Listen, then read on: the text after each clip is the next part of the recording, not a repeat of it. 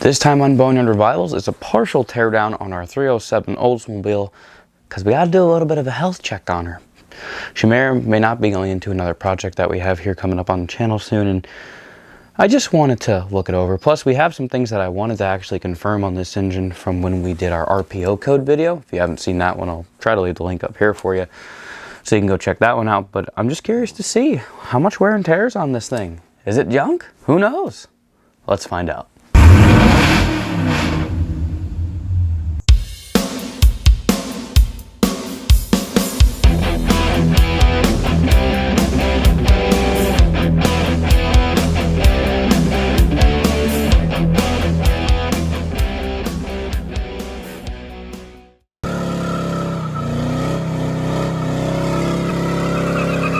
Alright, we got our 307 Oldsmobile here, and basically we're pretty much going to get it on our engine stand now to get it ready for a partial teardown.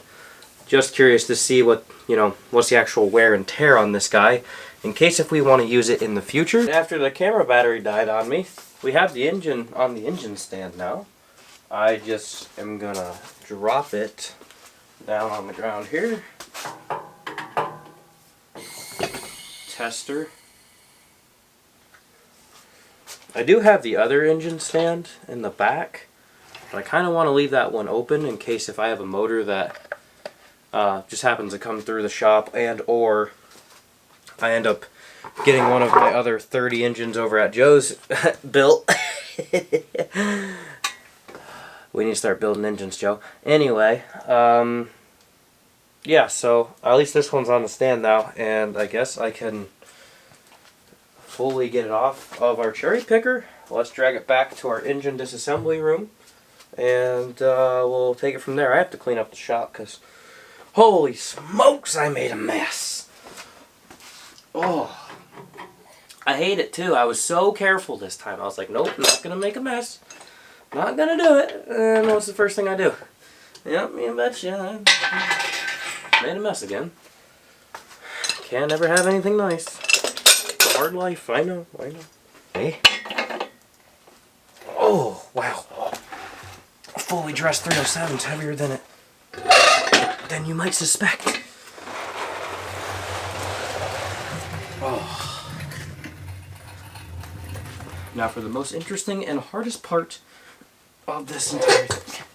Getting it over this little hump here without having the engine fall off the engine stand. Collapse on the floor.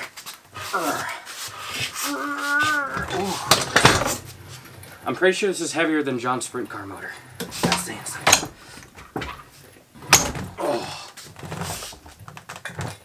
Oh yeah. I love how it's just bouncing away. Bouncing away. In case if you're wondering if this is my favorite part of the video, yes. Oh yeah. Bam! There she is, boys. Looking like a 307 Oldsmobile, if you ask me. Just saying. That's what it kind of looks like. Yeah. And this is where the video cuts to me tearing it apart. But this is where I actually go eat dinner and go to bed.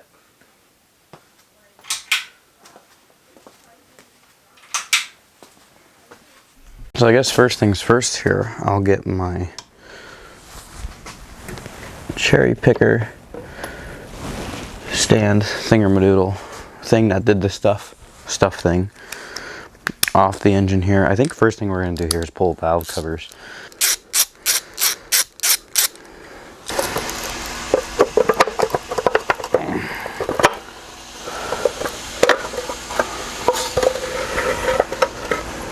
Okay, these definitely look like bigger rockers, which I thought I remember reading something that these could actually potentially be 1/6s. I don't know how true that is or not. That gasket is flaking apart, which is good. You like to see that. All right, this one should be ready to come off here. Get rid of that bracket. Try to make sure no dirt falls in it. Oh, I think I might have to move that bracket there though. Dang. There we go. That should be enough. Just enough to slide it out of the way. Oh, this bracket's mangled. Holy smokes. Who did that? Probably me. Get this guy out of here. Oh. There it goes. Interesting thing about this distributor here is that this one's actually an electronically controlled unit.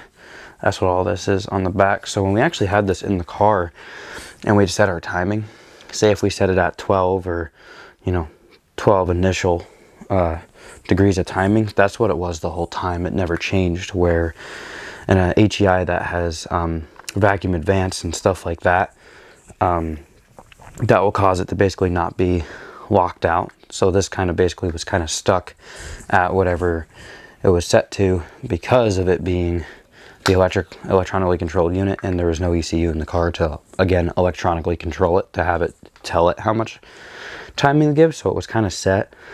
So we never got to see the full potential and use out of this guy. However, we could very well easily switch this if we wanted to use parts off of this distributor, because all the HEIs are the same, like cap, rotor, that kind of stuff for an V8. They're all the same. So the other reason here why I'm so interested to pull this intake off, just besides to do an inspection, was that within some of the research that I was doing in that video where we discussed the RPO codes for this engine and the car itself, was that there was a potential that this motor could potentially be a hydraulic roller cam, which it would be really interesting to see, with the rockers indicating that they look bigger and potentially are a 1.6 rocker. That could kind of be a tell sign. However, once we pull this intake off and the second we see what type of lifters are in here, we'll know pretty much immediately what these actually truly happen to be, which again is what I want to do. So we have all of our intake bolts out. What I want to do before we do that is I want to run the vacuum here and just try to clean up some of this stuff. So we'll run the vacuum real quick, and then we'll get a pry bar under this and take her off.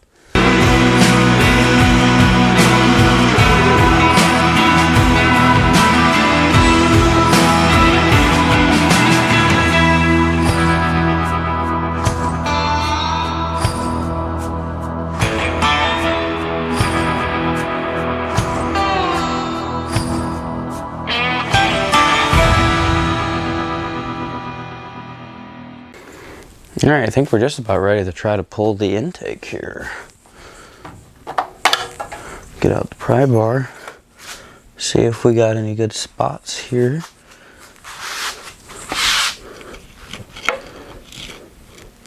Ain't much there. A little bit of a crevice there. Oh, there it goes. Wow, that was actually way easier than expected. Usually some of these ones are glued on there pretty good. That one just seemed to be ready for takeoff. Oh, it's got a tray. Interesting. That I have not seen. I've never been into an Oldsmobile before, so this is kind of new for me. Apparently there's still gas in that line yet. I need that hose off of that yet. Dang it. I thought she was ready. She was not.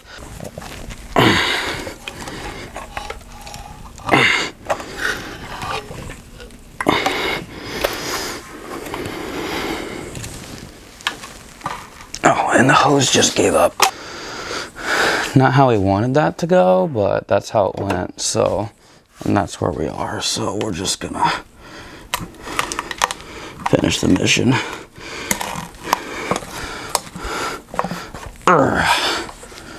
There we go. Let's see, can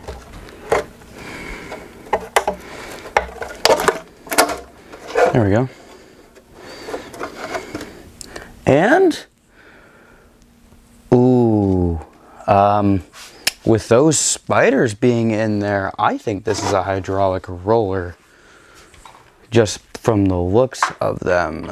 Well, I guess we get to do the next fun thing. Let's pull a rocker bolt, pull a rocker and pull a lifter, I guess. Why not?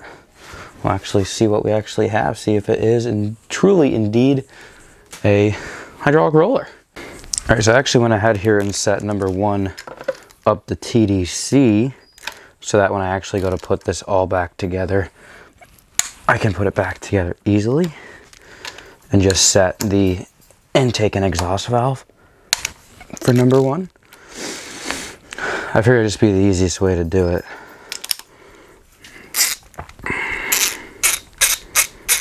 But we'll just pop this one off and see what we have here.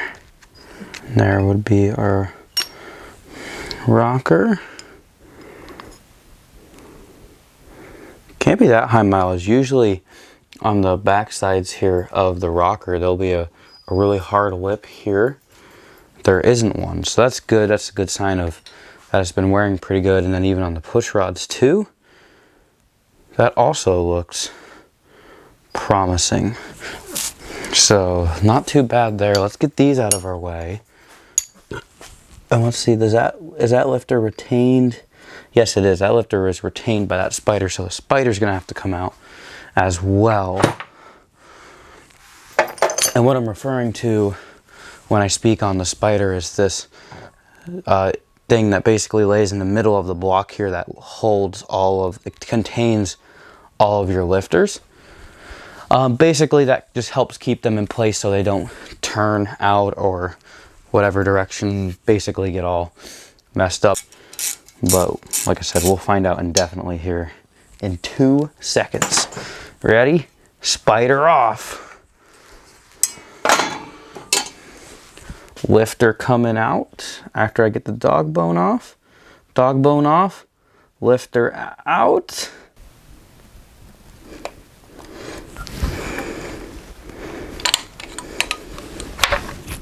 And it's a hydraulic roller, baby. Check that out.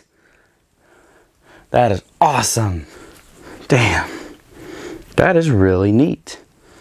And that explains actually why it honestly probably runs so good. With it being a hydraulic roller, it's going to have more of that, you know, the cam lift is going to be a little bit drastic because of the way that the cam lobe is compared to a hydraulic flat tappet.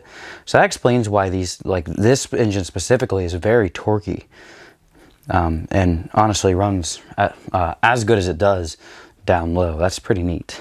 From our water pump down here on our block, we actually have another casting number there, and we'll decipher that one as well. So just by looking at this number here, all of this does matter. The last 6, if they match up to the VIN code of the last 6 digits of the car, this is the original engine to the car, and then the first 3 here, that looks like an F3 and a P or an R. The 3 is going to stand for Oldsmobile out of the divisions of General Motors. F, from what I saw, would be the stamp code for the year. In the 80s, they actually changed from a number system to a letter system. So, you know, if 1980 was, you know, year number 1, it'd be A, 1981 would be B, 82 C. So F would indicate 85, which makes sense for the year of the car, also the year of the engine. If that's a P or an R, if it's an R, it would make a lot of sense. If it's a P, I'm not exactly sure what it is. If that was an R, that would be stamp code that this engine was produced in Arlington, Texas, from the Arlington, Texas GM plant. If it's P, I have no idea. I wasn't able to track down a plant that they used the code P for. Also back here, if I'm not mistaken, we have some more numbers back here. That is a 56. And if I'm not mistaken, that 56 should be stamped for the days, for what day of the year it was. Which, if that's the case, this engine was made on February 25th, 1985, potentially in Arlington, Texas. And as far as I know, for this being in 1985, this is one of the first roller blocks. So pretty interesting stuff just on what you can pick up on serial numbers. But I hope that stuff's somewhat accurate. Just from all the information that I found, that was the best way to kind of identify everything. And honestly, that one stamping doesn't, it honestly looks more like a P than it does an R, so it's probably not from Arlington, Texas. But either way, yeah, we just walked out here and looked at our VIN code, which is on our front windshield here, and confirmed that is the original numbers matching 307 Oldsmobile to this car. Kind of cool. That means she's original. Is that trans original? My guess is most likely. But yeah, so that means our 307 Oldsmobile is indeed numbers matching, belongs to the car. This is the way it rolled off of the factory showroom floor. And that's pretty cool, not gonna lie. All right, let's see what we got here. Okay, pins out. Which way do we want to attempt to rotate this? I guess we'll rotate it towards us so you can watch all the leftover fluids dump on the ground. I just hope this goes well. Oh, that wasn't bad. That wasn't too bad, boys. Oh, a little bit of water left in her, that's fine. We'll get the mop out. Oh, and there was some oil left in it too, apparently. Dang it. Let me get my pig mats. Oh, we're gonna have to pull off the exhaust too, the crossover pipe. I did not see that one coming, and then starter's gonna have to come off too, which that won't be a big deal. All right, we're ready to get this oil pan off here. I went around and just cracked everything loose, but now we're officially ready. Pop this off. See what the our underside is looking like here. I imagine that that's probably going to be in pretty good shape, and I honestly do believe that this is going to be a low mileage engine. And also, when I flipped it over, I thought I got all the oil out of it,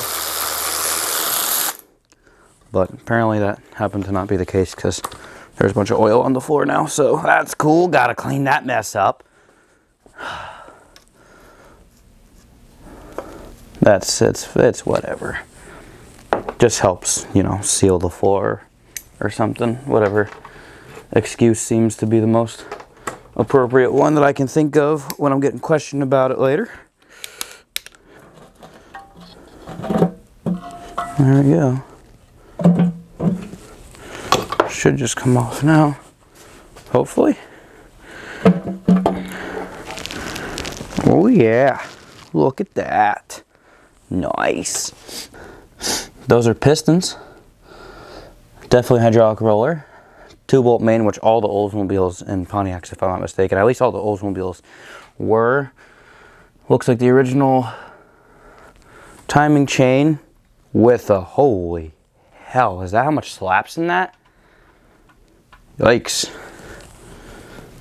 A little more than I'd like to see, unless it's just where the crank's at. Oh, that's not bad. It's just the way that the crank was rotated, the slop in that. Yeah, I don't see anything too out of the ordinary here. Cylinders look really good. There is still cross hatching. We'll actually grab the pry bar and spin it over a few times just to confirm that.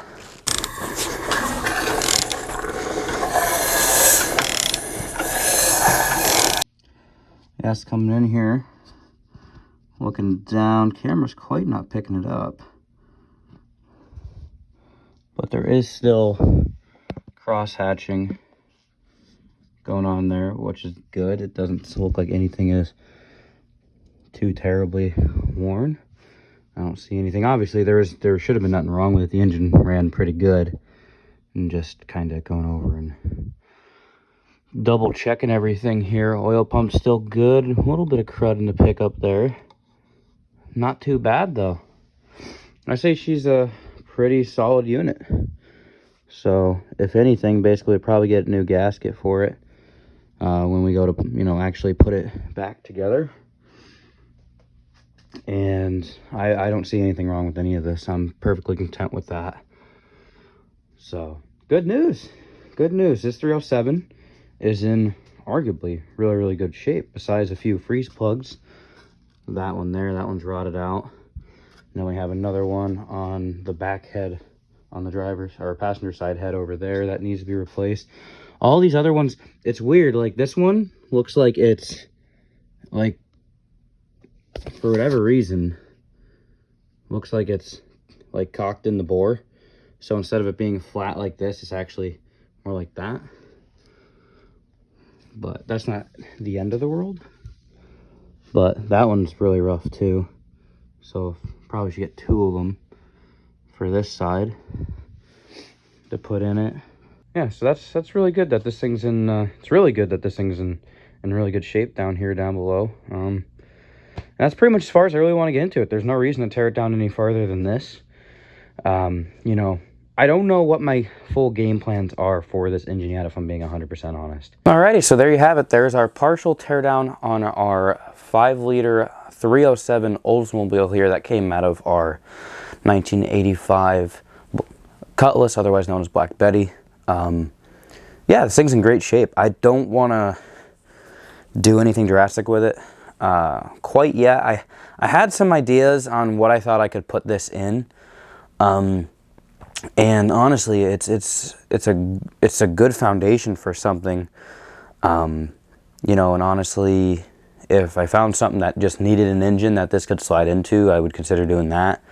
And or the original idea was, as I know we've mentioned it before on the channel before, our 1983 Chevy S10, we were initially gonna, you know, do some work on that, and that was supposed to be like a budget build, cheap muscle truck, something that you could, you know, that you could do for your kid, or that you and your kid could build together at home.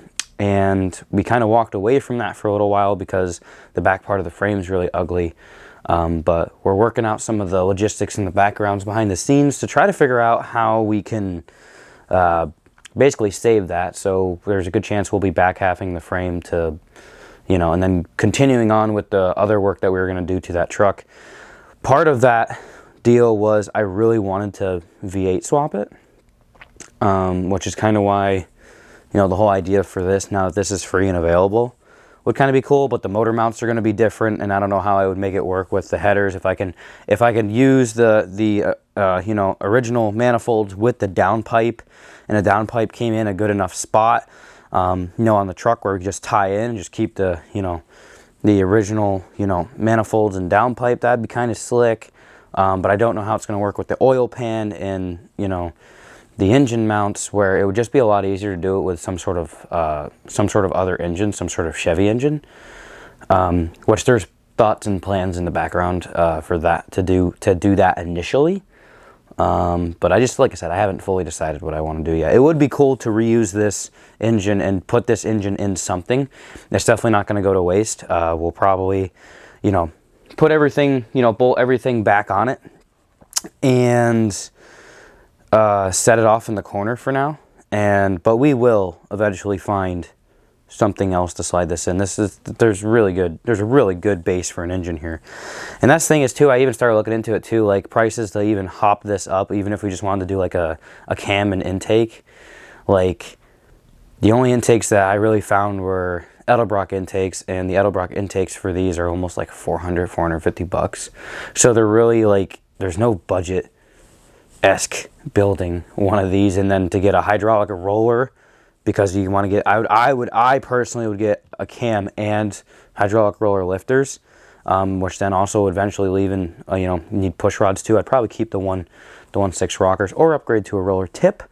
But we're talking, I wouldn't be surprised, that'd almost be $1,000 right there. Well guys, that's going to do it for this video. Thank you so much for watching, and stay tuned. Got a lot more work to do on the black car and a lot of other projects around here that need some work. We'll see you in the next video. Take care.